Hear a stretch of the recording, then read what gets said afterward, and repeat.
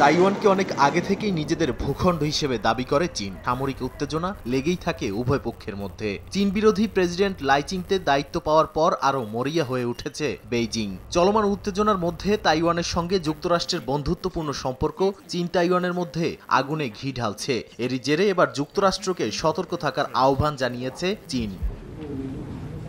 মালয়েশিয়ার কুয়ালালামপুরে আসিয়ান প্রতিরক্ষা সম্মেলনের পর মার্কিন সমরমন্ত্রী পিট হেগসেথের সঙ্গে বৈঠকে কড়া বার্তা দেন চীনের প্রতিরক্ষা মন্ত্রী ডং জুন। বৈঠকে তাইপে ইস্যুতে ওয়াশিংটনকে কথা ও কাজে সংযত হওয়ার আহ্বান জানান ডং জুন। বলেন, চীন শান্তিপূর্ণ উন্নয়নে অঙ্গীকারবদ্ধ, তবে জাতীয় নিরাপত্তার ক্ষেত্রে কোনো আপোষ করবে না বেইজিং।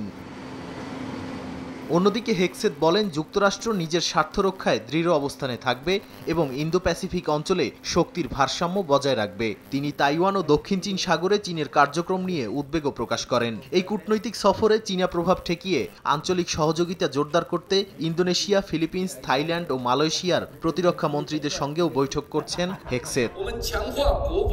এদিকে তাইওয়ানের প্রেসিডেন্ট লাই চিংতে সাফ জানিয়েছেন, এক চীন নীতি ও দ্বৈত ব্যবস্থায় রাজি না তাইপে। শুক্রবার দ্বীপটির হুকো সামরিক ঘাঁটিতে প্রথম M1A2T আব্রামস ট্যাঙ্ক ব্যাটালিয়নের উদ্বোধন অনুষ্ঠানে তিনি বলেন, তাইওয়ানের স্বাধীনতা ও গণতন্ত্র অক্ষুণ্ণ রাখতে হলে শক্তিই হবে প্রকৃত শান্তির ভিত্তি। লাই চিংতে আরও বলেন, তাইওয়ানের ভবিষ্যৎ ঠিক করবে তাইওয়ানের জনগণ, বাইরে থেকে চাপিয়ে দেওয়া কোনো ব্যবস্থা নয়। নাদিম মারজান, সময় সংবাদ।